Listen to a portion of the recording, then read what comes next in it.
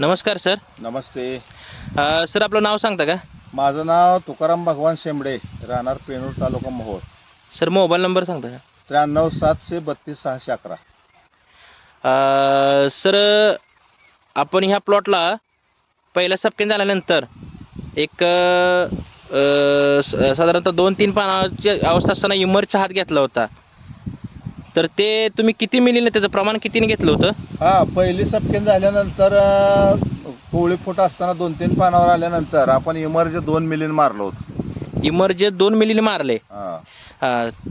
Sir तुम्हाला काय result वाटला त्याचा इमर्जी घेतल्यापासून? इमर्ज मारल्यानंतर पहिल्या सपकेनमध्ये जरा पेऱ्यातलं अंतर जास्त होतं, पण दुसऱ्या सपकेनमध्ये पेऱ्यातलं अंतर योग्य पडले आणि स्टॉप गोसारखं प्लॉट स्लो चालू आहे आणि काळुकी पण आली. बाग ट्रेसमध्ये निघाली. यशस्वी असल्यामुळं थोडंसं ट्रेसमध्ये आली होती तणनाशक मारल्यामुळं.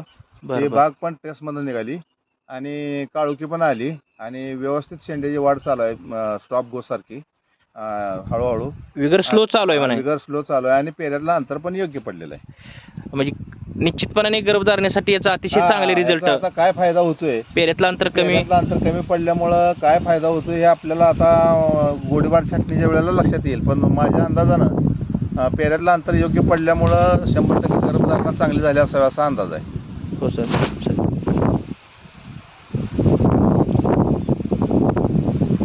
अतिशय छान रिझल्ट आलेले आहेत त्या प्लॉटला. सुरुवातीला पेऱ्यातलं अंतर जास्त होतं आणि ज्यावेळेस इमर्जचा हात गेला तिथून पेऱ्यातलं अंतर अगदी अतिशय सर दाखवता येतं की कमी आणि योग्य पडले आणि विगर पण अतिशय स्लो चालू आहे शेंड्याकडील. अतिशय पाऊस होता.